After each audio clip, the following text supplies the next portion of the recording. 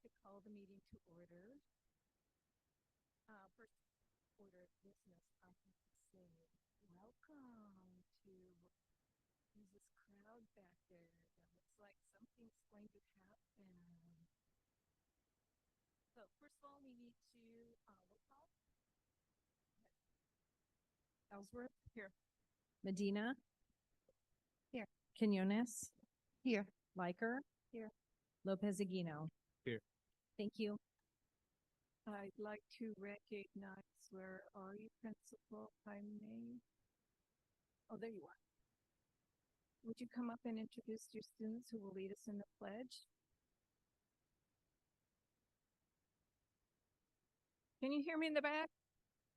Now, okay. I'm getting prompts from, okay, I'll speak a little louder. Thank you. Please.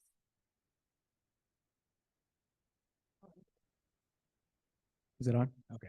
All right. Hi, I'm Jaime Gonzalez, principal at Nestor Language Academy. Thank you so much for having us, and also our Nestor students and Nestor teachers here in attendance. So we'll start off with Sue Lopez and Zoe Gallegos to lead us in the flag salute.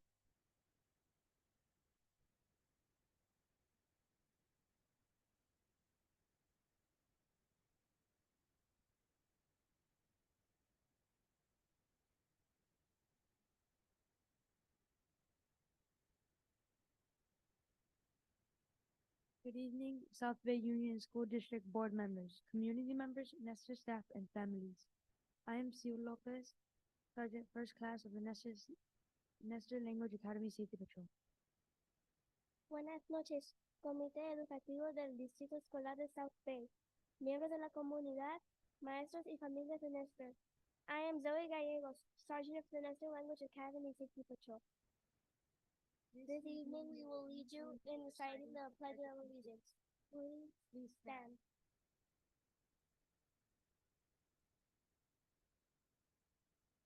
Raise the flag. Ready? Begin.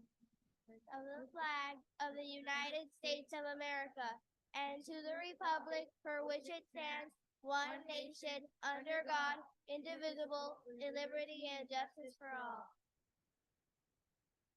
You may be seated. Thank you.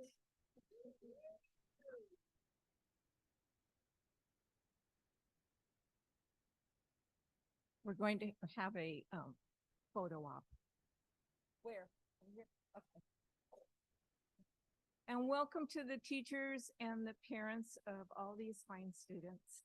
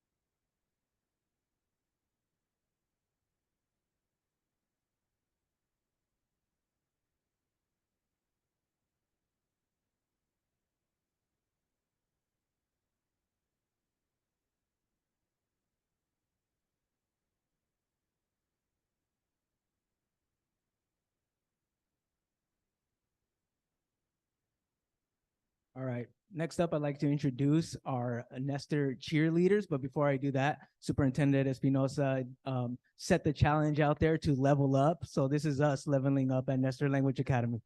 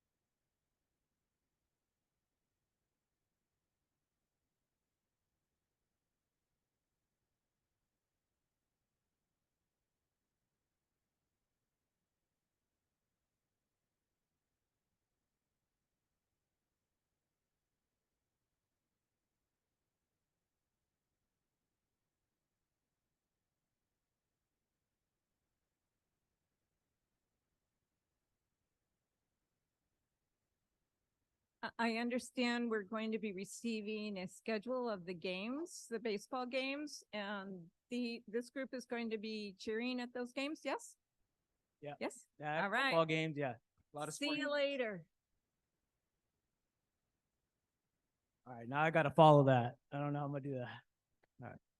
Well, thank you so much again for having us here, representing Nestor Language Academy. You know, it's a blessing for me to represent such tradition at Nestor. You know, when I came in, that was the first thing I heard of the tradition. You know, I worked in Lakeside for many years, didn't know too much about the South Bay, even though I'm from here. But once I came here, you know, I got a one-on-one real quick. So it's really good to continue that tradition and then remain at that level that they had in the past. So it's a great challenge and it's a great honor to be able to be in those footsteps from the past. So we'll go ahead and get started with the presentation. So the 9010 dual immersion school. You might have heard of it, TK Kinder first grade. The instruction is in 90% Spanish, 10% English. Second grade, 80-20. Then we go to third, 70-30. Fourth grade, 60-40. And then we go into fifth and eighth, where that's the goal, to have students that are bilingual 50-50 and being able to master both languages. So we have a saying that we started as being bilingual is our superpower. So we're really, as you see our board over here, is really try to emphasize the opportunities that being bilingual has and the doors it's going to open, but really try to celebrate that and make it an asset that, you know, even if you're coming in with just Spanish, you're going to pick up English, and it's going to open up a lot of opportunities. So that's our main marketing asset that we have, and that pathway to biliteracy that I'll talk about in a bit. And then this year, you know, we created some T-shirts that say Nestor in the front and it says Bilingüe dos in the back. So it's bilingual, 2 languages. So I'm excited about those and really just kind of celebrating that, you know, as kids are walking away, they'll be able to see each other and say, you know what, I'm bilingual. So we start with the LCAP goals. We were focused on academic excellence, equity and inclusion, and welcoming and safe learning environments.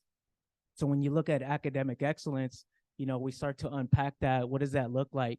It's for us, the instructional focus is small group instruction. You know, moving away from the whole group, having that, it has its moments, but also breaking it down by student levels into small group instruction. And then also looking at common assessments. We want the same measure, you know, as a grade level. That way, when teachers are in their PLC collaboration, professional learning communities, they're able to collaborate and talk about the assessments they just gave. You know, how did your student score? How did my student score? And being able to go back and forth and have that dialogue, that data talk.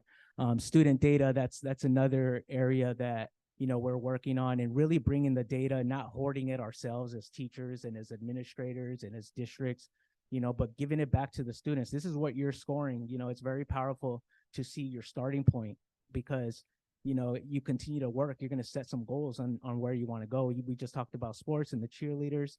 You know, you win a game, you lose a game, you know, but it's a measure. You know, how did you do individually? It's a measure. And we always look at that when we're playing in sports. So it's very similar in school. We want that, you know, how did you do today? You know, did you do better than yesterday? What's your measure? How do you know that? So we're really enforcing that at Nestor. And as far as equity and inclusion, we talk about culture of equity and inclusion, being culturally responsive, really understanding the clients and the students that we have at Nestor and where they're coming from, what are their individual stories. And we know that students, you know, just like us, you know, we go through things, you know, one day you might be feeling really well, next day you're not, and then being able to pick up on those patterns. The equity walks, we just actually hosted one at Nestor. We didn't actually do the walks, but we started a dialogue about what that's going to look like for us, who's involved, administrators, counselors. We're going to be picking teachers to go into or even in their own classrooms, picking 6 students or more to have a conversation with them and interview them about, do they like Nestor? Do they like coming to Nestor? Why? And things like that. Where you come from? What do they think about when they're in school? Do they feel safe? Do they feel welcome? Things like that. So those are the equity walks that we'll be doing. We're going to be focused on chronic absenteeism, really focus on the students that are not coming to school and trying to, first start off with the baseline. Do you like coming to Nestor? Let's start there. And if you do, okay, so now it's another conversation after that. So those are the things we're working on as far as equity and inclusion. That's our second goal. And then also welcoming safe learning environments. When I first came in, my first day at Nestor, it was a PBIS collaboration team effort. I came and that was my day one.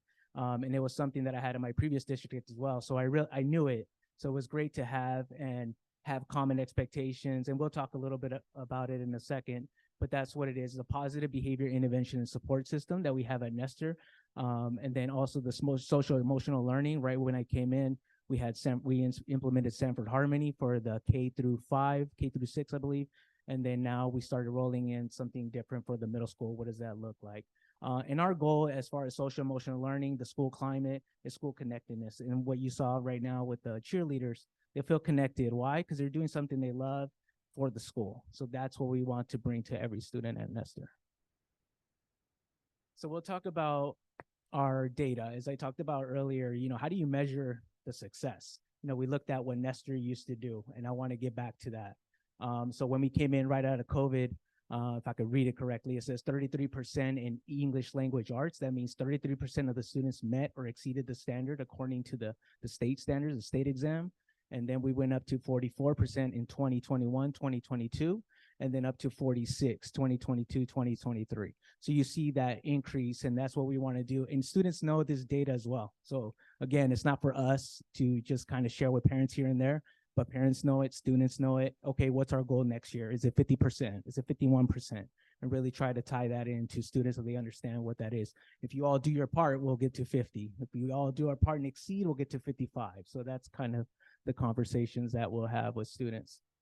Also in math, we saw an increase from 28% met or exceeded in 2020, 2021, right out of the pandemic, and then it went to 36, and then to 38%.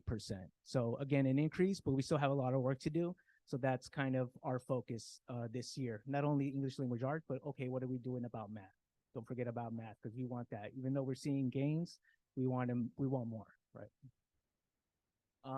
And this is, again, my priority really is school climate.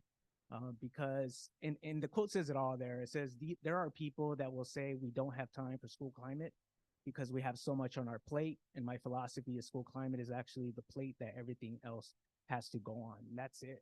I mean, if kids don't like coming to school, they're not going to score well. So what are we doing to our facilities? What are we doing at the classroom level? Are we grading students and just really creating an environment? And when I talked to staff, we talked about customer service, and we talked about businesses that we love to go to as grown-ups and restaurants. Why do we keep going back? Probably the food is good too, but it's also the way they treat you. And that's kind of the dialogue that we have at Nestor. And we also, again, we want to measure that. So if kids, one quick way that we can measure is attendance, but also I like to survey students. There's surveys on top of surveys, but one of the surveys that I recently sent out was about school climate. It says, I like to come to school every day. 67% of our students, and these are 550 responses from 3rd through 8th. 67% agreed, 30% kind of, 3% don't agree. So we have that data now, and this actually came up when SDCOE came and visited Nestor. He said, what do you do with that data? I was like, we share it with staff. He's like, do you ever share it with students? Right back at them.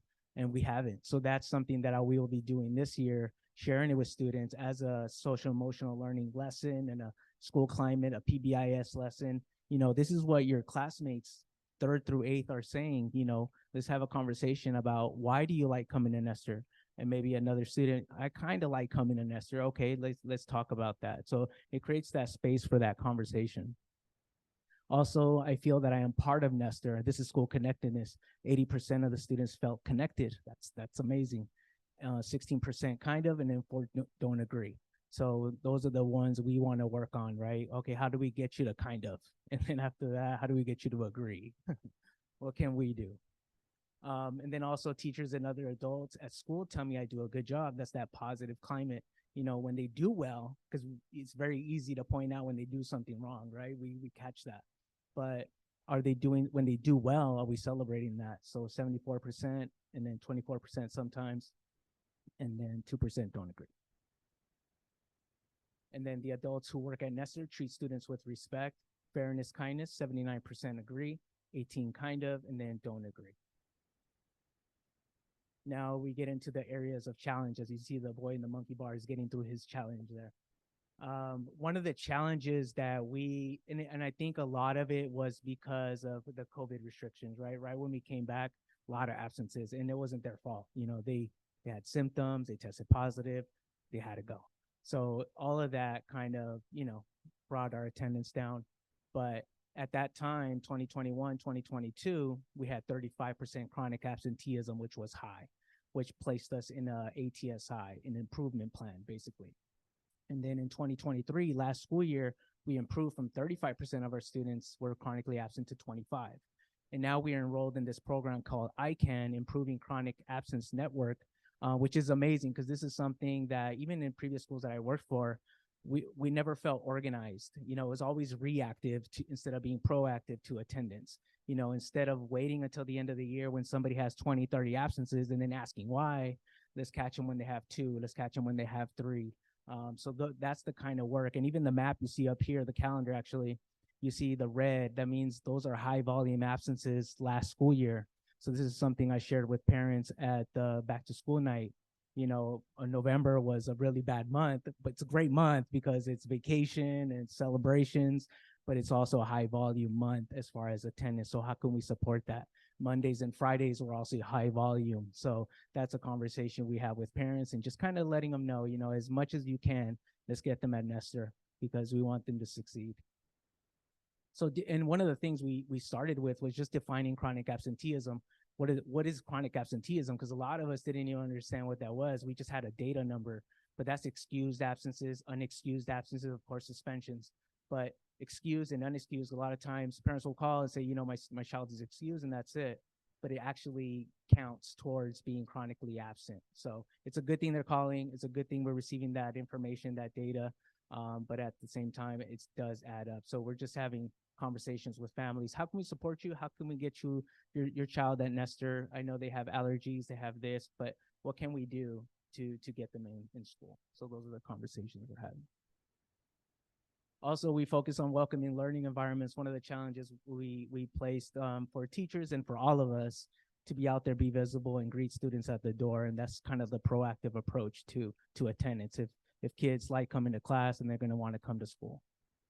Also, another area of challenges, as I talked about earlier, is math. So what are we doing about that is we have a program we're piloting this year called iReady, and it has a math component, it has data, it has an assessment, a diagnostic.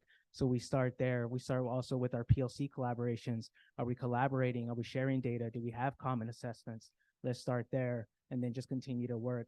And one of the areas also was last year's test scores for 3rd through 8th.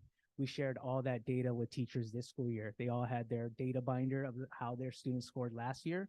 And then they also received the data of how the students they're going to be receiving, how they scored last year as well. So there's 2 data points there that they could kind of reflect on last year. What went well, what didn't, what shocked you? And then now moving towards, okay, these are my new students. How did they score last year? They scored a 1, a 2. Okay, how can I support this student? Also, areas of celebration for us. Again, for me, it's all about school climate. It's, improving the facilities little by little. It's costly, but it's so necessary. So improving our field, adding a field that we did last year, new blacktop, peaceful playgrounds, which you see the color there on the top left. We have after school clubs, which is amazing. A lot of parents love those, kids love those. We have the mariachi, we have the cheerleaders that you just heard. We have baseball teams that are in season now. We have the baile folclórico, and it's just a really great way to connect the students, because if they want to do that after school, then they have to come to school also. So they're coming to school and then going to their after school clubs. So that it's been an amazing asset to have all of that. When I came in, it was all sports, right? That was it, but now we have clubs and we had some tutoring, but now the clubs have just really opened up the opportunities for students. Also, what we have is positive behavior intervention and support, the PBIS that I talked about earlier. And that's just setting common expectations, really simple, like be respectful, be responsible, be safe. What does that look like in every area of the school, hallways, cafeteria, classrooms? And then we have our Super Leon tickets on the left that they get rewarded when they do something well. They caught them being respectful, responsible, safe. And then also school spirit's big for me. So we added a box there. If they're wearing red on Fridays or they're wearing, then they get rewarded for that too, or recognized for that. And then you can see the Super Leon right there. That it's not me. People think it's me, but it's not me. Super Leon in the middle, who knows his expectations and really getting out there and supporting students.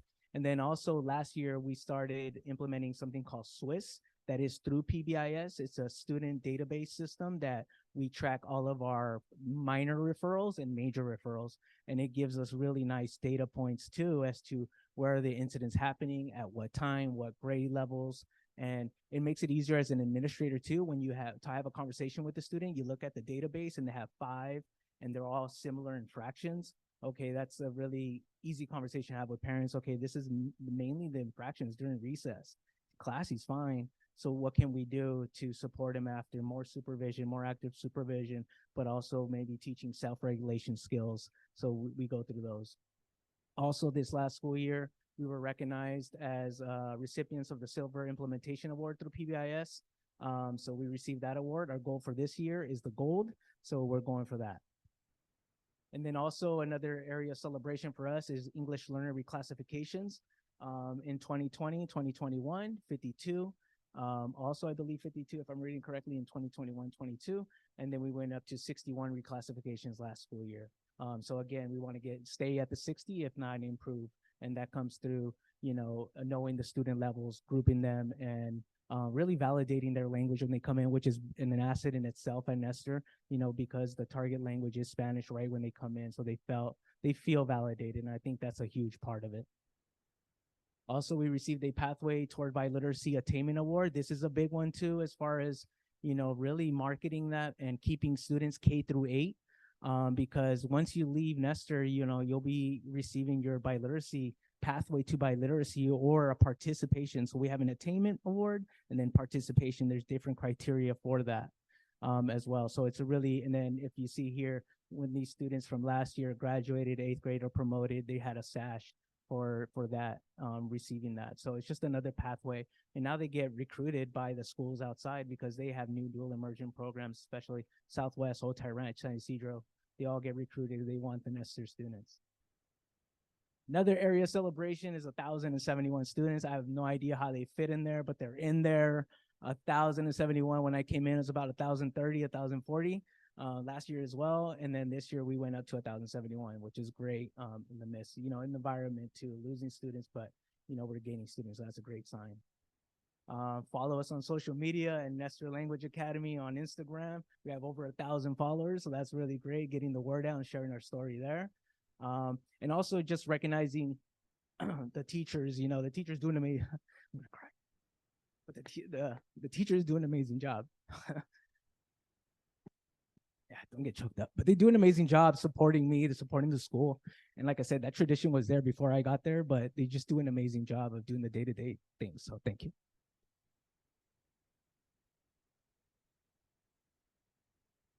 Oh, and any questions?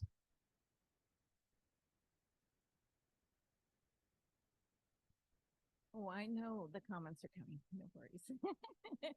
I feel the same way. I just want to thank again those of you who are still here, and if you could pass on the word to the ladies and gentlemen who are here sharing their grooviness. Thank you for being here, and thank you for all of your work. Nestor, for a long, it's very nice. Thank you. Thank you. Okay, who wants to? Thank you so much for that awesome presentation. My daughter's a 4th grader at Nestor, and I noticed the other day when we were driving that every year her teacher is her favorite teacher. That's it. She says that every year because she loves it there. And my youngest one, kindergarten, was a little rough, going into 90% Spanish, and she had, I'm sure, chronic absenteeism, but there's no problems anymore getting her to school every day, and they both love it. That's good. Thank you so Appreciate that. Appreciate that feedback.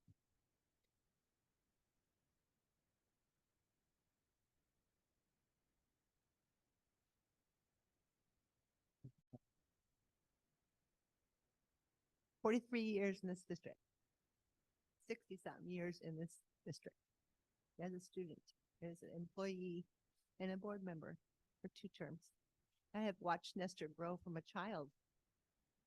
So it's quite an experience seeing you here tonight, and the cheer club. What an amazing program you have, amazing teachers, support, an amazing group of students that come to school every day. And the question too, how do we get to the yes? I appreciate that, because you have to always engage that student. How do we get to the yes? Because if I don't buy in, I'm not coming. So I appreciate that ask. I used to work at Nestor, and before it became a dual immersion program, it was English and Spanish. So I've watched it grow for over 20 years, and that transition into the spectacular program that it is today, noteworthy and award-winning.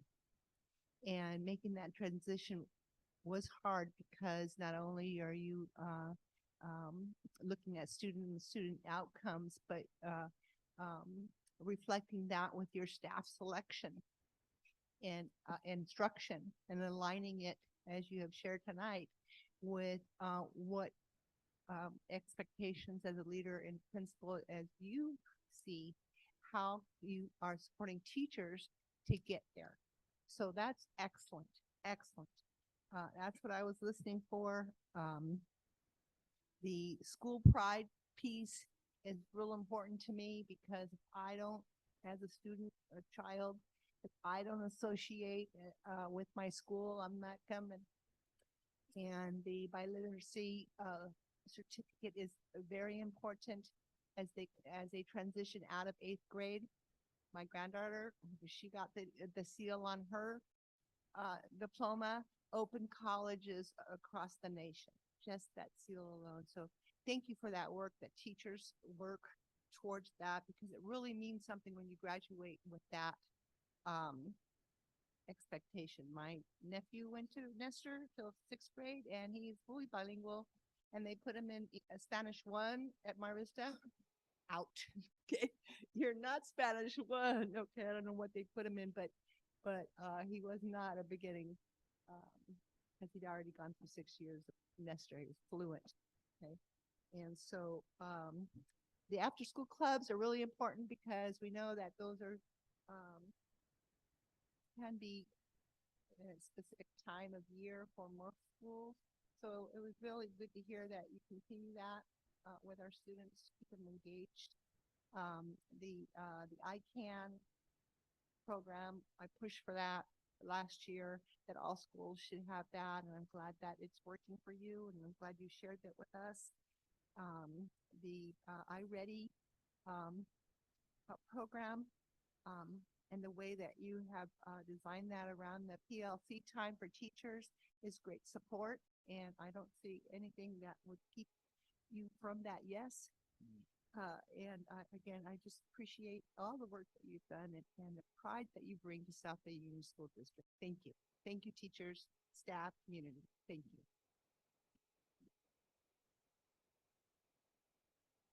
I just want to say felicidades por el excelente trabajo. It's not often that I get to feel some Spanglish up here, so it's great to see like your materials are in English and Spanish, like the cards. It's really exciting to see how engaged like the teachers are, the families in your school seem to be very dedicated as well.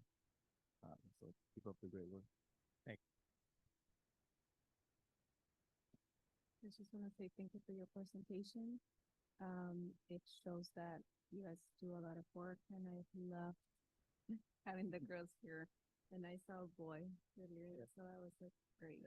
Thank you very much for being here tonight. I think I can sneak in a little if you'd like to leave now. It's okay. After your wonderful report, I mean, first one of the year, we've been kind of missing the school report, so this is a, 5-star beginning. But if you need to leave, it's fine. Okay. And I think, thank you, Principal Gonzalez. And just before Nestor exits, I know Principal Gonzalez didn't say this, but our goal this year for attendance is to be at least 95%. And Nestor, we track that every week, and Nestor is consistently at 96, 97%, which when we look at that,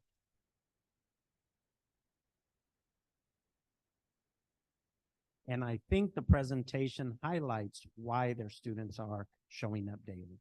Thank you very much, Nestor. Congratulations. And the safety patrol is amazing as well. Thank you so much. Thank you. They do an amazing job every morning. Thank you.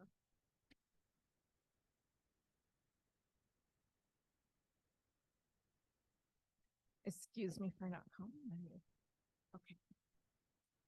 No, that was good information. Thank you. Okay, I think we are on to the report of action in closed session. Is there a report? Clerk? There's no report this evening, Madam President. Okay, thank you very much. Changes to the agenda. Are there any? President Ellsworth, at this time, staff would like to pull from the consent agenda, item C. No, I'm sorry. Item Q and item R. Not wearing my glasses, sorry about that. Item Q and item R. We just need a little bit more time to finalize those documents. Okay, so they're pulled, they're not tabled or anything like that, they're just pulled. Okay, thank you. Okay, anything else? Approval of the meeting agenda as amended. I move to approve. Thank you. Second. Thank you. Let's vote. Ellsworth, Yes. Liker, Yes. Lopez Aguino, Yes. Medina, Yes. Quinones. Yes. Motion passes 5-0.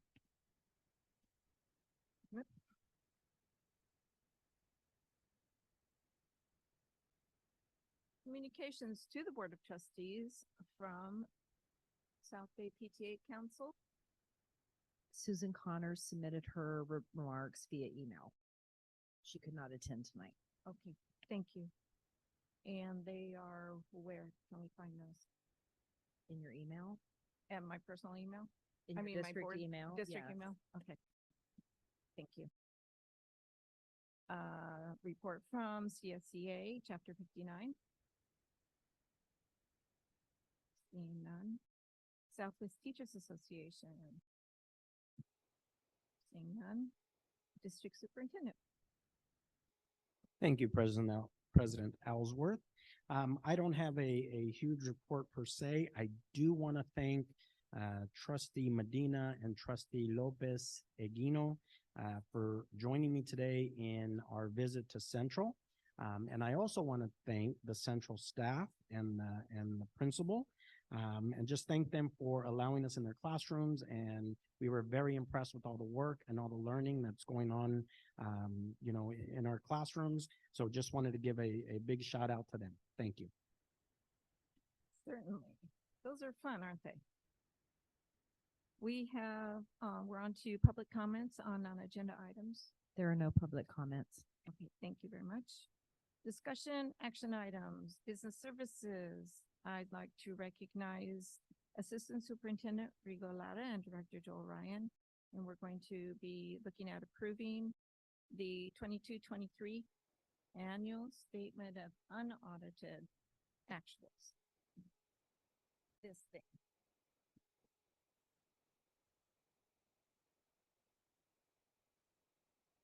Good evening, President Ellsworth, Board of Trustees, Superintendent Espinosa, staff and community. Every year after adopting the budget, we begin to close the books. So how we actually spent actual revenue. Director Ryan will be presenting on the district's 22-23 unaudited actuals at this time. Good evening, President Ellsworth, trustees, and superintendent. Big effort went into closing out the school year fiscally. So I'd really like to thank the fiscal services team for all their extra time that they worked and all the effort and the heart that they put into it, and for letting me push them, till the bitter end. Also, I want to thank sites and departments who work hard at the end of the year to get us all of their bills, because we have to pay everything to get an accurate accounting at the end of the year. With the goal being, we want to present you with the most accurate number that we can. What is our final accounting of the 22-23 fiscal year? So to be clear, this is last year that we're talking about tonight. A lot of times I'll be talking about the budget and I'll be giving you an update, but this is a final reporting of last school year's numbers.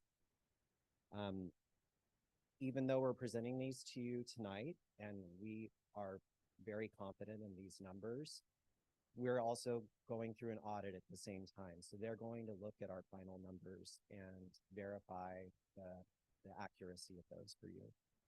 That will come later.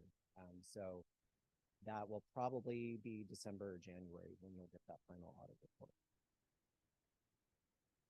This is a rear view mirror just to remind you again, maybe visually, that we're looking back in time. So think June 30th, okay?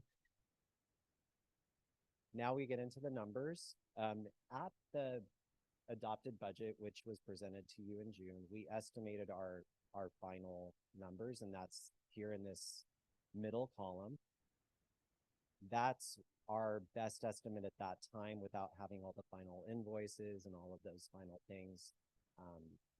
And then here we are tonight. We're looking at our unaudited actuals. Here we just call them actuals. And then the last column is the difference. So how did we do? How close did we get? And really happy to report that if you look at this middle line here, which is the change to fund balance, we only had a difference of $500,000. And that's great. Out of the $100 million that we have in the general fund, to only be off by $500,000 is really exciting. It's not easy to do that. Budgets are really just your best educated estimate. And so I'm happy to share that with you tonight.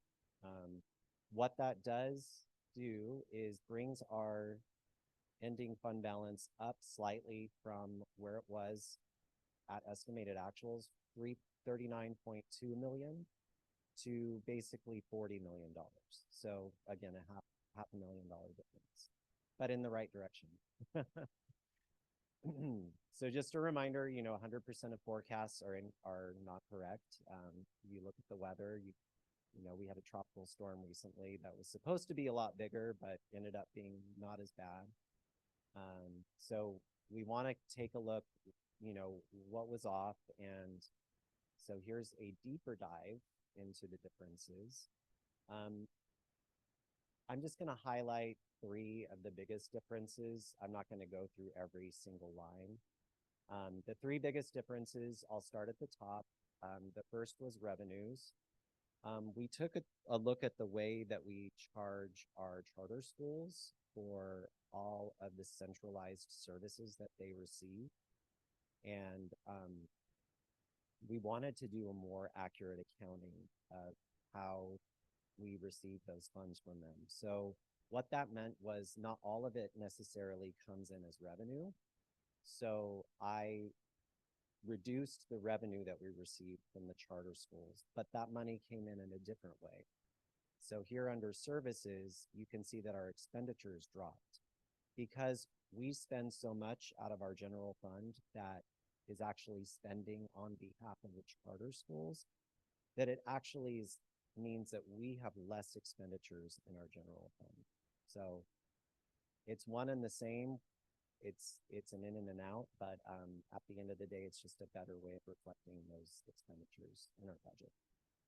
And the third one is a result of our audit. Every year, they look at our cash balance at the county treasury. All of the districts in San Diego County keep their money in the county treasury. And the county treasury keeps all of our cash in investments. So if we were to cash out on June 30th, what would we actually receive?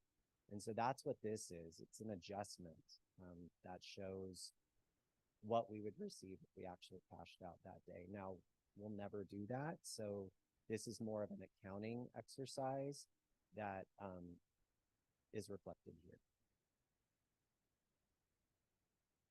So this is another update to our one-time funding. Happy to report that we've gotten the extended learning opportunity grant down to, just a little tiny bit, which we will definitely spend. It has to be spent this fiscal year, so we're definitely going to achieve that. Same with ESSER 3, not a problem. We'll spend the rest of that this year. The other two grants, these are the big block grants that we received at the beginning of last year. These go out for a long time, and so our plan is we're using a lot of one-time funds for learning acceleration tutors, for behavior technicians, and we want to continue those. So we're going to be smart and save these funds to fund those positions through June of 2028. That's the goal. We want to continue with those increased services for our students.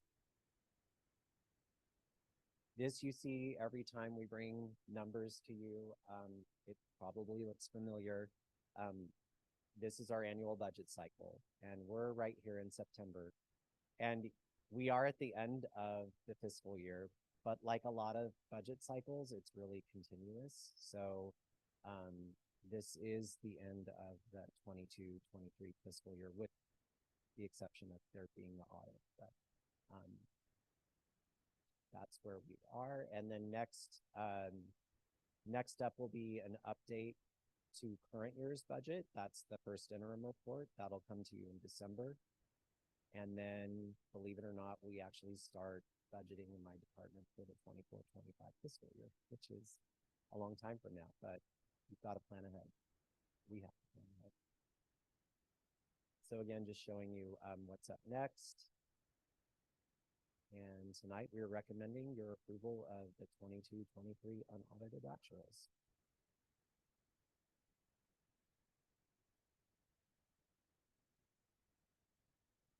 Time for that. What's that? It's time for that. Yes. Questions? May I hear a motion to approve the unaudited actuals? So moved. Thank you. Second. Yeah. Are there any questions or comments before we vote? Good job Oh, thank you. getting it within that $500,000 mark. That's Thank you. incredible. Thanks a lot. Appreciate Thank you. that. I too want to say thank you.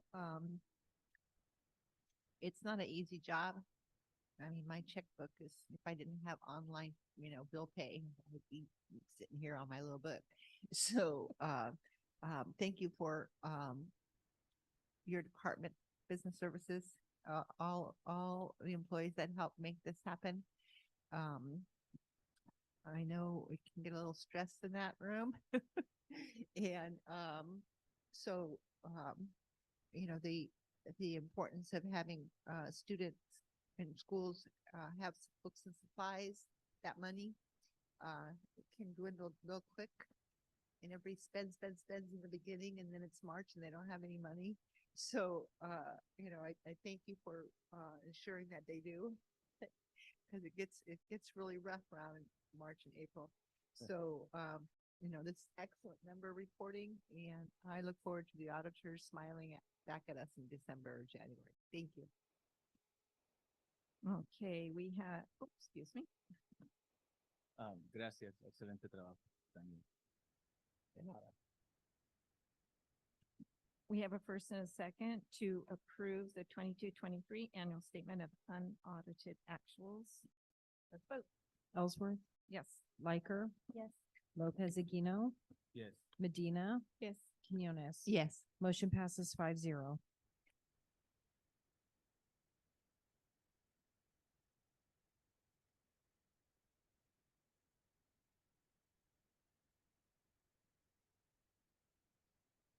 Out there, I'd like to recognize Assistant Superintendent Rigolada again.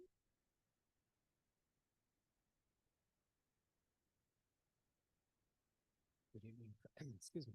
Good evening, President Ellsworth, Board of Trustees, Superintendent Espinosa, staff and community. After the facilities board study session last May, it was clear that the upgrades and improvements are needed, not only to extend the life of our buildings, but to provide the best learning environments that we can for our staff, our students, and our families. The following meeting, the board provided direction to move forward with a survey to collect data on the likelihood of the community voting yes on a 2024 bond, and a staff survey to assess the interest in workforce housing. Mark Farrell from Del Scarlett Company is here to present the results. At the end, he will be asking for board direction, not approval, but just board direction on next steps.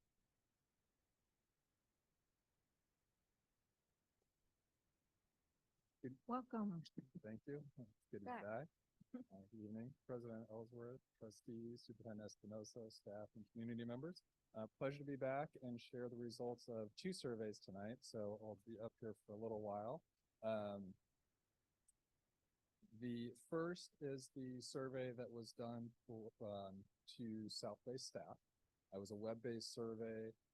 Superintendent Espinosa emailed out the link to staff. This was conducted in August 15th to 24th. 329 responses, and it took about 4 minutes for the average response.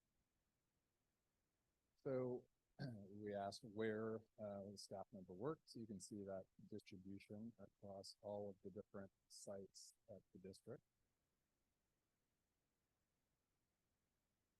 What the employee's position is, so we have tenured teachers, counselors 38%, classified full-time classified staff 34%, less than 30 hours 13%, 8% administration, and 7% temporary or probational teachers and counselors. Most of the respondents have been here for quite a while, more than 5 years, 73%, less than a year 9, 1 to 2 years 9, 3 to 5 years 9%. So, as you would expect with having such tenured employees, your employees are a little bit on the, say, older side of the range. We've got over just about 60% over the age of 45, 27% 35 to 34, and about another 14, 15% under 34.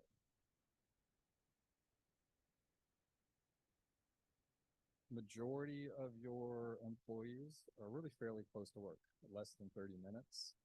The biggest group being that 11 to 30 minutes, although you do have a number of employees that are, 30 minutes to up to 2 hours, or over 2 hours. This was surprising. I thought you would have more commuters than you do, but even with the relatively large number of employees that are reasonably close, 61% they would rather live closer to their school site. And they cite the reason of not living closer is cost. 62% rental prices are too high, 55% home prices, or just not enough available housing. And so respondents could select more than one, so that's why we're seeing that number being more than 100%. 44% rent, 41% own, another 14% live with family members, with parents. Those that rent, a little over half plan on purchasing a home within the next 5 years, 30% no. The 15% not applicable, that can be basically no answer or unsure. we also ask how many people make up the household. So we start thinking about what workforce housing might look like here in South Bay, what kind of size units would be needed. 7% single, 23% two people, 24% three, 28% four, and 18% five or more. Correspondingly, 61% of the respondents have 3 or more bedrooms in their current housing, 30% at 2, 7% at 1 bedroom, and a small percentage, 2% in studios. But as we think about, typically more, apartment type workforce housing, still almost 40% of your workforce or the respondents are in 2 bedrooms or less. You can see the breakdown in monthly rent and mortgage.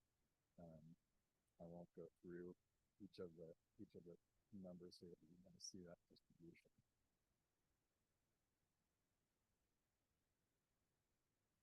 So kind of after getting some of the basic demographic information, we then asked the staff, what do you think of the project? Not whether or not you're going to would want to live in the workforce housing, but do you think this is a project that the district should undertake? And overwhelmingly supportive. 79% of respondents thought it was very positive or a very good idea. Another 11% somewhat positive. So you've got 90% of your staff, of your respondents, supportive of workforce housing. We then asked their interest in living in that housing. 49% very interested, 17% somewhat, another 13% not sure. So it's about 251 of the respondents either interested or not sure would consider living in the housing. So then we just asked that subset of your employees or the respondents how many bedrooms you would prefer. So again, kind of similar to what we saw based on their current living situation, a little over half 3 bedrooms, 55%, on the balance in 2 bedrooms or 1 bedroom.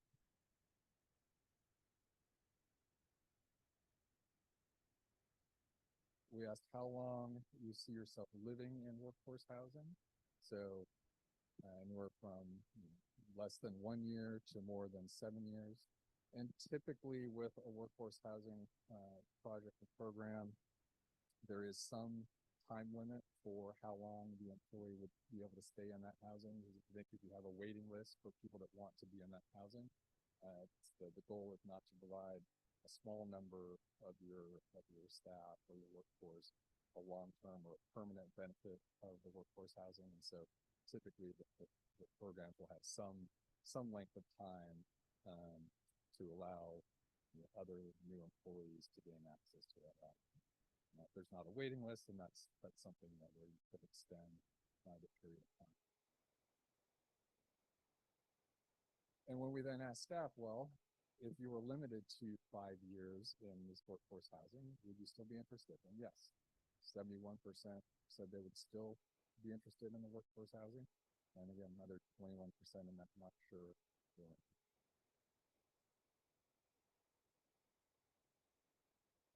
We asked how long you anticipate working for the district. The majority of your respondents, almost 80%, say they'll be here for another 5 years. And then at the end, we had a kind of an open free-form question for any comments, and we kind of categorize them into positive, neutral, negative comments, and then questions. And so, positive comments that you can see here. 76% very supportive comments. This is a great idea. Love this proactive idea. You can see these comments here. The neutral comments would have been more things like, I might be interested in the housing if it had X. The negative comments, I would say there was very few, and we would call them. One would be, I don't think taxpayers should pay for workforce housing. Two, and this isn't really a negative comment, but pay teachers more so they could afford the housing that's here in the South Bay. So it's not really a negative comment, but from the standpoint of kind of, workforce housing, we were saying that would be negative. And then the questions were, will you allow pets? What happens if I leave the district? And so that's that. So overall, very strong results, very supportive from both those who would just view it as a positive project that the district could undertake, and a large number of employees that would be interested in living in the project. Happy to answer any questions.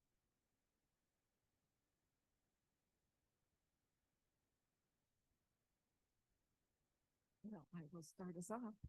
How many units would be I know this is all kind of up in the air. Maybe this is just the direction.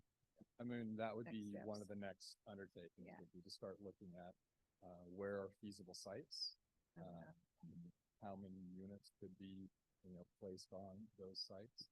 We're looking at there's about 100 and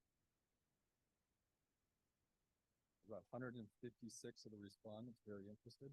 So, potentially, if all 156 did ultimately move into the housing, that's a pretty good size development. Did you want to make? Thank you so much for coming this evening and presenting us with the staff survey results this evening. It's real important to read and see. I was on the wrong one, but I caught up real fast. It's interesting to see that a lot of our employees will stay with us more than 5 years. So that's a plus. And almost 50% are very interested. So based on the survey, Madam President, based on the survey, I think we have enough information here to, if we all agree, to take the next step.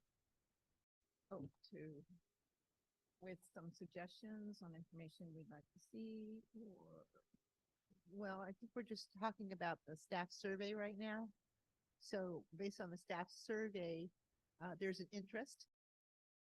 So since we have an interest, Superintendent, since we have an interest,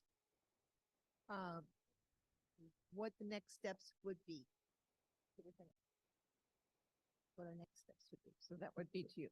So I think it's conducting a little bit of a little bit more of a feasibility study to say, okay, what available property does the district have here, underutilized sites? So maybe a school site where a portion can be carved out for workforce housing, or if there's a closed school site that's not being used.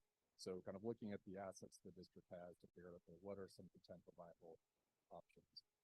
Having architect put together just some very rough plans for what might fit on different sites, and give some cost information so the district and the board can understand what the dollar amount would be to construct X number of units in X configuration in terms of 1 bedrooms, 2 bedrooms, 3 bedrooms, etc. So that would kind of be the next step. Yeah, and all the costs of maintenance and all of that also. Yes, and so we can talk more about kind of what the finances look like, but the projects that we have done with districts have either been 100% funded with school general obligation bonds, or funded with a portion of general obligation bonds and certificates of participation, which the rent from the workforce housing is covering the payments for the CFP, as well as covering all of the operational costs of the workforce housing. And so it kind of depends on with construction costs where they are. It's very difficult to finance 100% of workforce housing with a CFP and the rent. So it needs some subsidy, if you will, from a general obligation bond to make it pencil, because you don't ever want to be in a situation where the district general fund is now having to come out of pocket to maintain or subsidize the workforce housing. So We kind of, once we get a sense for, okay, what are the number of units, what are the costs, what would that rental income start to look like, then we can model out for the district to say, okay, here's what you could afford with CFP, or you could afford with, a bond contribution, and share that information with the board. Madam President, it's kind of like when we projected the new preschool. That was like 10, 15 years ago. And we didn't get it built until, what, 2020? And so it's kind of like that when he's describing to us, I'm hearing him right. This is a long process. And so this is the first piece of that ask. You know, do we have people that want this? One. And two, will the community support it? That's the second question. So, based on information provided this evening, there's an interest. The next question is, do we want to put it on the 2024 ballot? Do both of those bonds go to the public? The bond, yes, the CFP would not. Would So, not, but that's- the Go bond yes. is.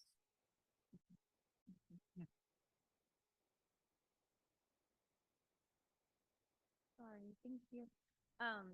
So is this specifically regarding funding via bond, or does California have other grants and other options that could partially fund a project like this, knowing that we have a So- housing shortage? And As of today, there are not any grant programs coming out of Sacramento, but it is being discussed. So there's not funding available today, but there is discussion about maybe at the very least providing funding for some of the feasibility studies and analysis that needs to be done, and then we'll see from there as the more funding becomes available for after construction. so by the time we get to that point, then we would have more, and by the time we, Right, and how much it will, it costs there's definitely, a planning process timeline for the housing. So yes, and you're probably, be still several years away from, the point where you could break ground on a project. So there's definitely potential for something to come out of Sacramento. Thank you. Are there any other questions? I know, I think, a big project.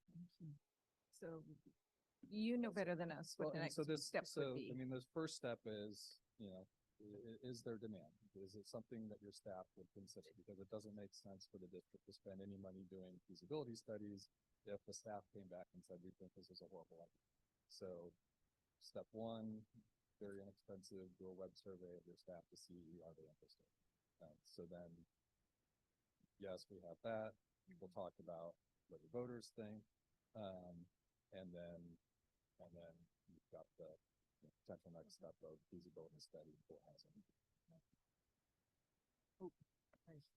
So, since we do have this other piece, do you want direction now or after it? Well, I can do why don't we do this and then we can talk direction. Yeah, that's what I've been waiting for. Thank you. Okay, so this survey was done a little bit differently than the staff survey. So these were actually done with a combination of phone calls out to registered voters, also text messages and emails to registered voters.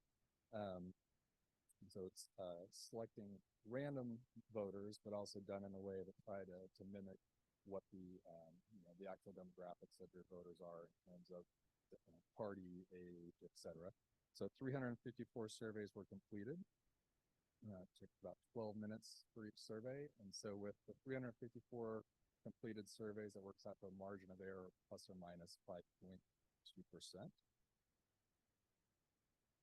So this question was taken a little bit out of order. We actually asked this at the end of the survey, but I think it's helpful for the board to see, okay, well, where does your community get their information about the district? And the majority is really kind of coming directly or slightly indirectly from the district, because you've got 39% between district communications, social media and the website, public meetings, but another 18% coming from district employees and friends and family. So a little bit of the word of mouth, but those are probably a lot of things that are influenced by the communication that the district sends out to your staff. So about half of the information I think is really coming from the district, and then you can see the balance from some of the local media sites, and then some folks just not quite sure how they know about that. As typical, we see and have seen in surveys in South Bay and across the state, almost half of your voters have never had children go through the school. And you can see we've got about 30% children or grandchildren attending currently, and another 24, 25% had children or grandchildren attend in the past.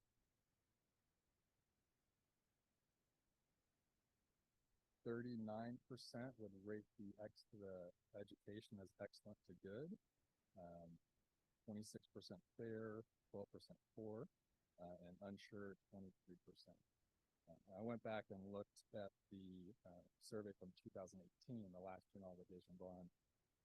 Poor stayed the same, fair went up 4%, excellent and good went down 16%, unsure went up 11%. So people were, do my math here, 5 years later from 2018, don't know as much about South Bay that they did 5 years ago. And similarly on the fiscal responsibility side, the unsure went up by 16%.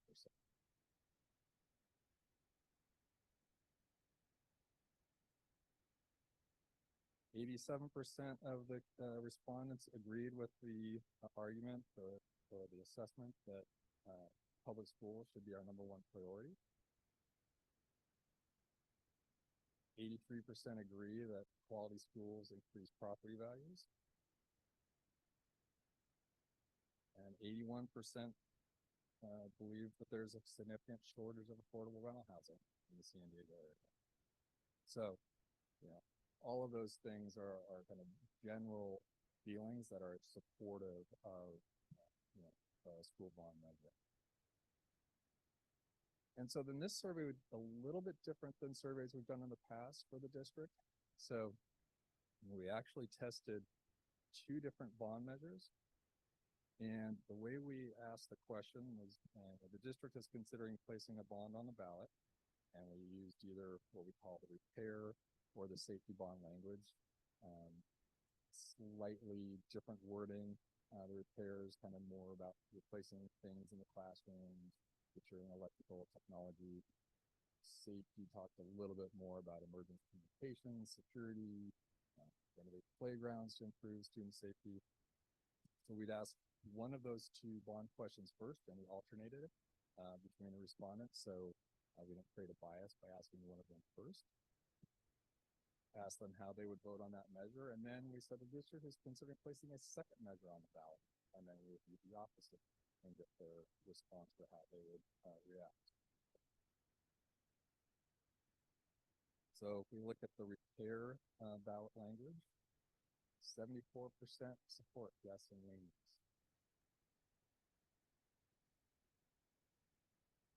And then with the safety, very similar, 75% yes. Yes and leanness.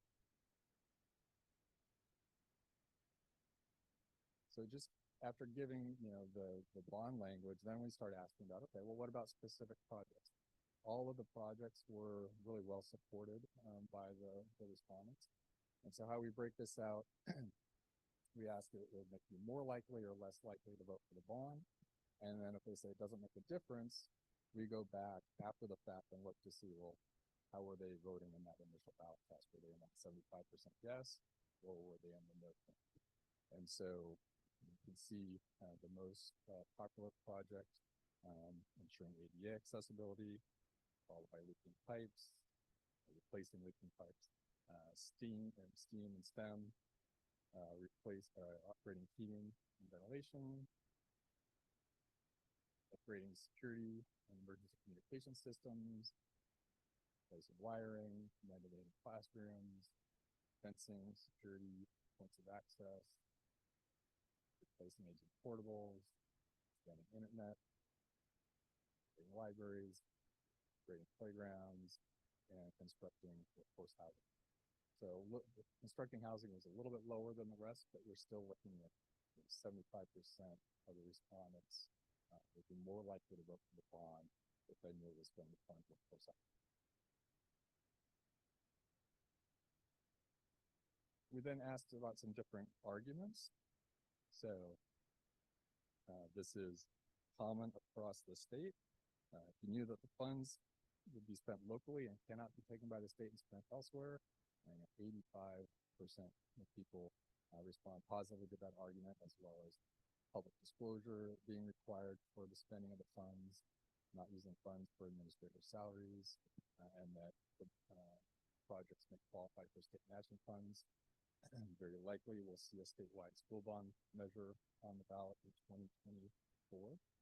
So the district may be able to leverage state bond money for some renovations.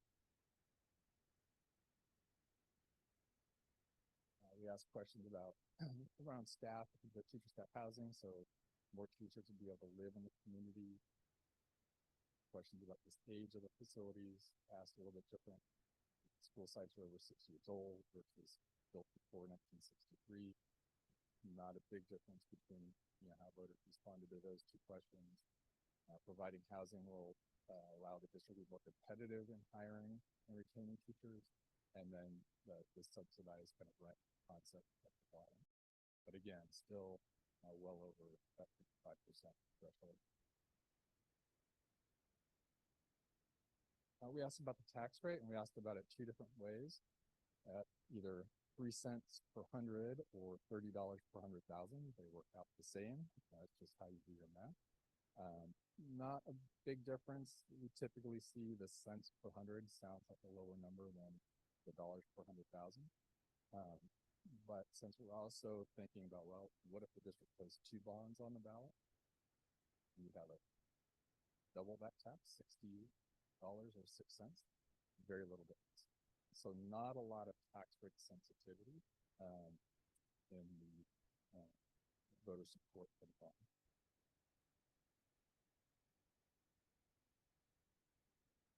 So after giving the voters all of that information, we ask again, how would they vote on the bond? And the support increased, went up 78% for the safety and security bond measure, and 78% for the repair bond measure. So very similar. The language didn't have a big difference. And providing more information to the voters made them more likely to support the bond.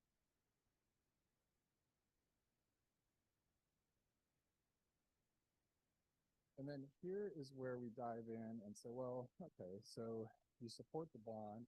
We asked at the very beginning of the survey, are you planning on voting in the presidential election? If they say no, we stop the survey. We don't get their responses. But we then look at their voter history. And again, this is very common across the state. You're more reliable voters. So the voters that's going to vote in every single election is on the far left. The unreliable voter on the far right, they basically only vote for presidentials. And then those folks in the middle, they'll vote pretty much in most presidential and gubernatorial primaries. Maybe they don't vote in, and they might miss a general election every once in a while. And so that every election voter supports that, 65 yes, another 9% yes, so 74%. When we get to the unreliable voter, the presidential voter only, they supported a 86% level. And this is for the safety bond, and very similar for the repair bond language. 70% on the very reliable, 87% on the unreliable. So as we start thinking about election dates, we know this. The November presidential ballot is the best ballot for a school district place bond because you're getting this group of folks.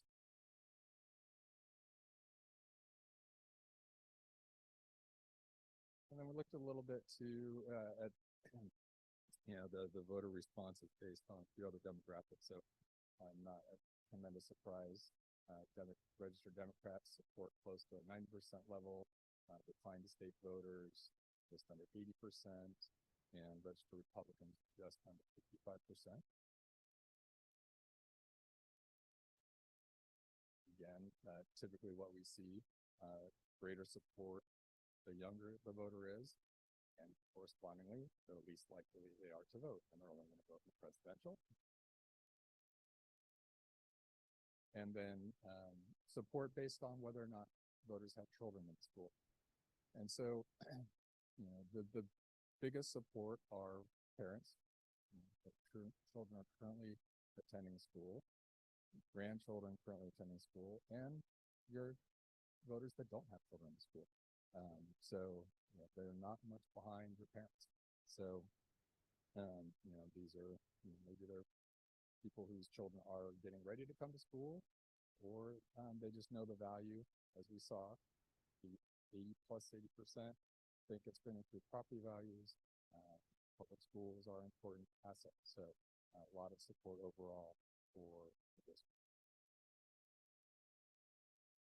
And then in terms of timing and next steps, I did leave the March timeline on here.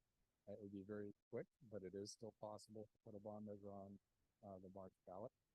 The board would have to take action by November, which would mean deciding whether to put one bond on the ballot or two bonds on the ballot, what projects would be included in the bond measure or measures, and start drafting that resolution really now through October, so the board can take action in November. The November 24 timeline gives much more time for planning. So again, really the kind of the decision points and the direction that the board needs to provide are, well, one, do you want to pursue a bond in 2024? Whether we would put one bond on the ballot or two bonds on the ballot, and what projects would be included. So workforce housing, would that be one of the projects that would be included in the bond measure, or would it just be for renovations and safety and kind of the typical projects that the district has done on prior projects? So let's really start looking to put the project list and the resolution together kind of in January through say March, for the board to be able to take action in the April, May time. That gives a little bit of time too. If something happens, we don't need to get the resolution to the county until August, but having the board take action in, let's say, the May time frame, if we get to the May board meeting and there's questions, we can easily push it to June, and we're not running into that August deadline. It also gives time that we've got very strong results, but if we want to get a citizens campaign committee organized, they can't do that until the board takes action. So the board starting in May or adopting in May, we give more time for that committee to get set up. So we aim for May, knowing things that can happen and push us into June. And July starts getting a little tough. So, Pat, we didn't answer any questions.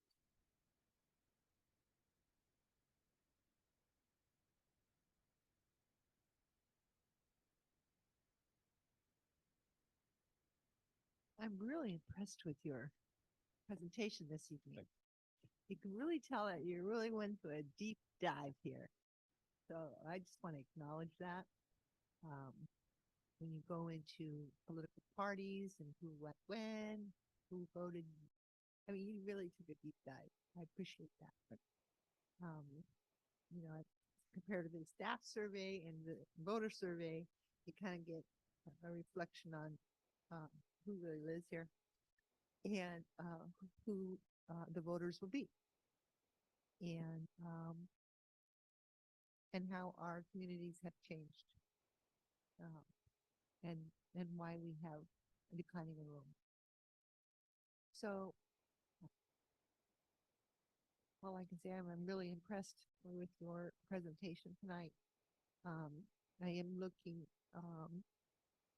for the clause when we get there to that next step for a senior exemption. So we'd be in favor of that. Um, but other than that, I think it's an excellent report. Thank you. Welcome. Now, for a general obligation bond, there is not a senior exemption. It's not in for parcel tax. When we were kind of talking about parcel tax a year or so ago, there is a senior exemption on a parcel. For parcel tax. Okay. I'll write down my paper. Thank you. I'm gonna go home and read my book. Okay, my head is like, almost like a bowl of spaghetti right now. We need to back apart a little bit. You said going for one bond or two bond. Do I have that? Correct. Okay, so one bond would be for and the other bond would be for. So, we kind of, with the facility, the district doing the facility plan and seeing the numbers, the dollar amount that was coming from the facility plan, and looking at just the math with, Prop 39 bond, which gives you the 55% voter approval threshold, caps the tax rate for an elementary school district at $30 per 100,000. It works out to, let's say mid, 55, maybe $60 million bond. And the district's needs, especially if you're considering workforce housing, would be well above, that, say, $55 to $60 million that you could get in one bond. So we have done a number of districts across the state. We've actually placed two bond measures on the same ballot. And what we have found is voters don't pick and choose. You kind of see that with the survey results here. We didn't see the first bond getting 70% support, and we asked about the second bond, it dropped into 50. Either voters support or they don't. And we've seen that about 80%, about 80% of the measures where two are placed on the same ballot, both pass. Or the other 20%, they both fail. The voters don't pick and choose to say, I like this, they don't like this. There can be different strategies on how you do that. We drafted the language here to be a little more repair focused and a little more safety focused. What you then, the project list between those two, there may be some crossover. It doesn't necessarily mean, one bond can only fund this, one bond can only fund these types of projects. You can have some projects that are common across both bond measures. Another district I was just at their board meeting last night. Several years ago, they passed two bond measures, one to renovate our high school and one to build a new middle school. And so they divided their bond that way. Here, you could potentially do one bond measure that is renovating classrooms and one bond measure that's just workforce housing. But that doesn't have to be the case. Workforce housing could just be one of the projects in a longer project list. So there's a variety of different ways that can be put together. The two bonds would be put together. Yes, and in terms of like Because how of you the put together threshold. the project list, how you get Okay. two potential bond measures. Just real quick, some districts are also extending or stretching, or I don't know what the word is, the bond. So like facilities, would you support or the language that would go on the ballot?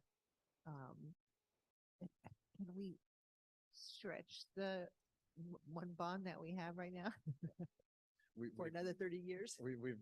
We've done that in the past here, but with how the tax rates are right now, they're not dropping off early enough where you could say we're just going to extend the current tax rate and you can get X million dollars of new bonds. It's just we kind of already did that. So for this elections cycle, yes, we'd have to increase the tax rate. So we can't put on a bond measure, yes or no, to increase, I don't know, Prop X or whatever, Y or whatever it was, the latest one. We can't increase it. No, we can't The year. increase it. And typically, kind of what what happens is, we've got, the bond payments are going along like this, and then, let's say a bond measure that, the voters passed 20 years ago kind of gets paid off and then it drops. And so if we're close enough to that kind of time frame where it's dropping off, and now there's all sorts of room, and we can say, well, we can put a new bond in here, and we'll just keep the tax rates exactly where they were. And then just unfortunately, that's the district can't do that. I think you answered my clarifying question that I had. So this would be taxes on current property values now, not on that new build. Correct. So, upkeep. yeah, so this would be, this would families be who- on any taxable property within the district. So residential, commercial. So people who own homes here for many years, have limited income, but they pay a mortgage of small amounts. Now their property taxes would go up thousands of dollars.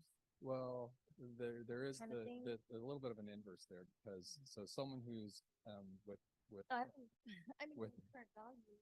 yeah, but with Proposition 13, a home can only be reassessed when it sells, or if you do some major renovations. So, and then otherwise it can only be increased by 2% per year.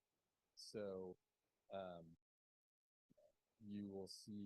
you'll have homes here whose assessed value is under $50,000 because it's been owned by the same person and family for 30 years.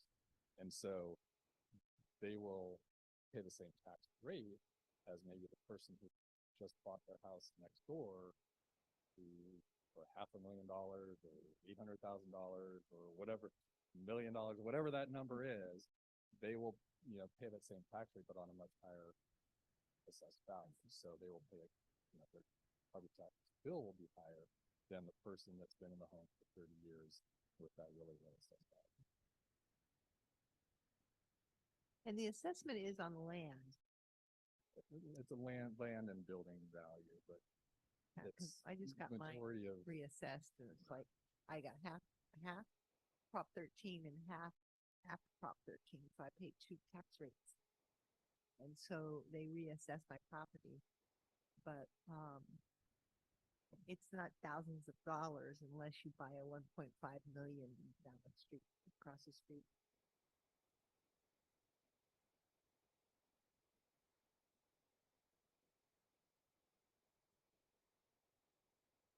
Absolutely. And 70% of our people are renters. So, they're beeping about the cost of rent today. That's why I said this community piece in your survey, it tells me a lot about how people may vote.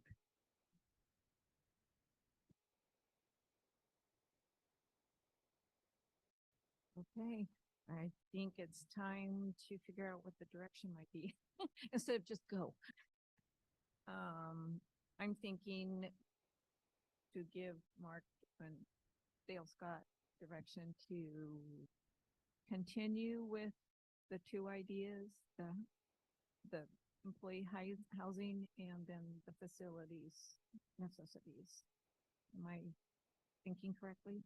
I think that gives us direction. We can work with staff to start talking about next steps with kind of doing the assessment on workforce housing to give the board some more concrete information on numbers and what that might look like. And then we can kind of continue planning for, and I would say plan for November election to easier timeline and greater chance of success. So we keep planning for a November election kind of on that general timeline of being able to bring something back to the board by April, May timeframe. Is there consensus here? Oh, you want to say something? I second that. Okay. Are we all good? Okay, thank you, thank you. Oh, please. Last month, you did approve a asset management study already, Right. which is looking at a wide spectrum of possibilities, not just workforce housing, but workforce housing can be part of that exploration. Just as a update to the board. So right now we are seeking, do you want us to continue to explore these possibilities, which it sounds like yes. And then as time passes and as we continue with the asset management study, we'll have a better idea of the feasibility of our assets and where this could be a possibility as far as the workforce housing. And then we continue to pursue the bond for the November election. Okay.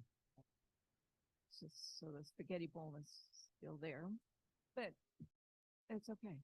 This is an important and big project. Thank you. All right, thank you. I need my retirement to be up, please. Thank you. Okay.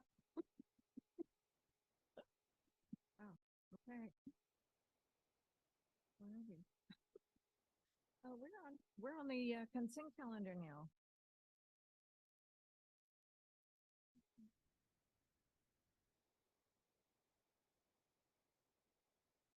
You hear a motion?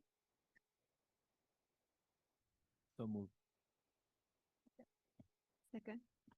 To approve the consent calendar as amended.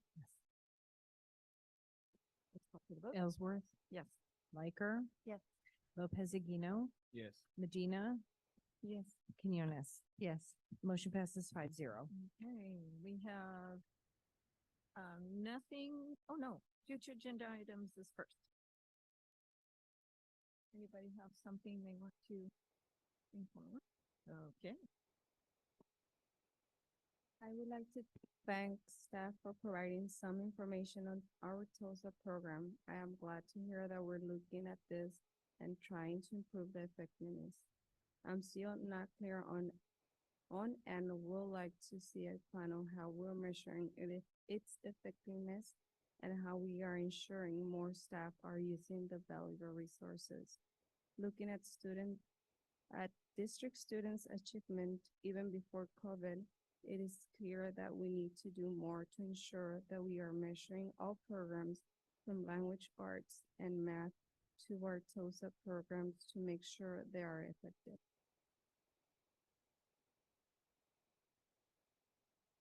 Yes, it is.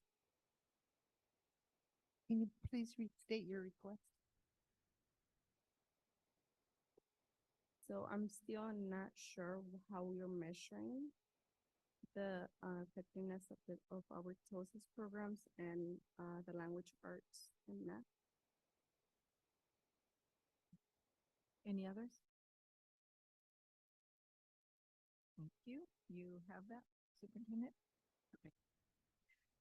Communications from the Board of Trustees to us. Okay.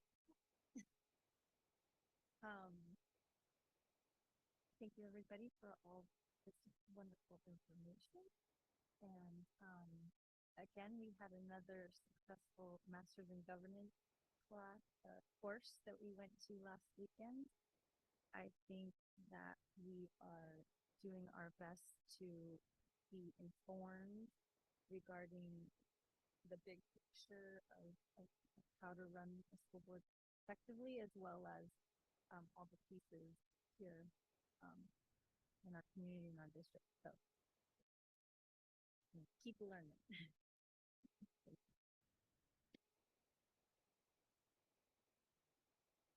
Thank you, Madam President. It was an excellent meeting tonight and board. We had Thank you for reining me in. I got all excited. I wanted this housing to be built like now. So thank you. Well, unfortunately, it doesn't happen like that. You know that. And a shining example was tonight looking at Nestor. I'm so thankful for Nestor's presentation tonight because Nestor was built back in what, 1980 or something like that, 70. I went to Emory, and when we went to Nestor, we didn't like Nestor. Emory kids did not like Nestor. And so it was just like we just didn't go over there. Okay. But brings me to my report this evening. Dear Mr. President, we need your help campaign. We really need to, Superintendent, continue that campaign, that writing campaign. The sewage smell is awful here. It's affecting our health, our well-being, our children, rash, allergies, our pets, our just our everyday living. We wake up every night about 3 o'clock in the morning coughing, coughing till our throat is red, mine. And it's really bad. And the bad week of Hillary and the water situation, and then on top of that, Hollister, the wastewater plant pumps broke on Hollister. 200 yards of sewage down the street, which impacts Nestor, Nikoloff, and Sunny Slope now. The smell is going up the hill. So my ask is that we get on this campaign of Dear Mr. Governor and the Attorney General, because the legislation will not release the funds. And in order to get a state of emergency for our city with the pollution, we need to push our local and state representatives in and around California and out, because the governor's not listening. And who better to listen to than children? If we have to do video, handwriting, whatever we can do, superintendent, to push this, because our kids are being affected and losing sleep. I'm losing sleep, and the most important thing for our kids is to come to school and be healthy in their space. So thank you. That's my report.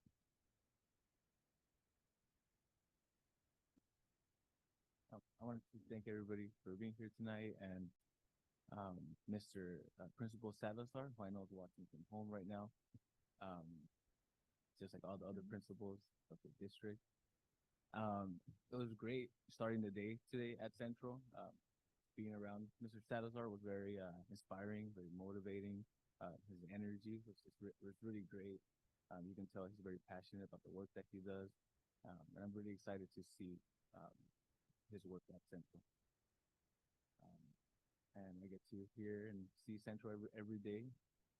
So I hope I get a chance to be able to go visit more often, and looking forward to see Central, just like all the other schools, continue to improve their scores. Looking forward to the day when all of our schools can share the great highlights that Nestor did. It's incredible to see like all the programs that they had.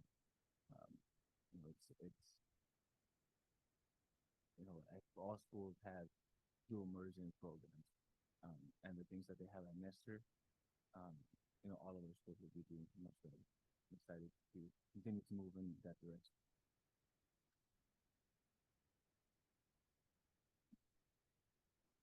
I want to add that last Saturday, we walked around Glen Abbey. Some of us did, some of us didn't. Some of us knew the shortcut that was flatter. That wasn't me. They didn't tell me this one was different. But anyway, we were walking for a good cause. There were a lot of schools represented there. It's for the Jose Montano Foundation, and as most of people in this room already know, Jose Montano was a youngster that caught that brain cancer when he was still in our school district, still a youngster over at Berry. He Make-A-Wish granted him his wish, and his wish was to build a little playground on Berry's property that would allow his siblings, his younger siblings, to have an area to play and have a plaque. And it was very, very moving when that happened, when it was opened, when that area was open. Anyway, he passed away 10 years ago. He would have been 22 just last Saturday. So that's what the walk is annually, to celebrate his job and his little Jose, started something very grand.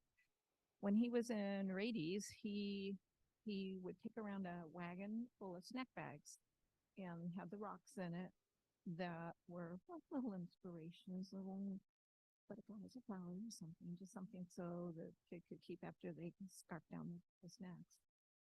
Now, the family, Big Jose and his beautiful wife, as he refers to her, have 14 hospitals to which they offer these bags once a month. And I think the number of bags they put together is not quite 1,000, but pretty much 1,000. So this is what we did last Saturday. We walked around and celebrated this. And again, it happens every year. Big Jose is at most of our schools, if not all of them, and joining some classrooms, if not all of the classrooms, there to paint these rocks. Remember, this is 900 something per month. So that's what we did last Saturday. Maybe next year we can all go. Get us a hat. Okay, if there's nothing else from the board, I'm going to adjourn this meeting. Thank you for being here. Thank you for staying.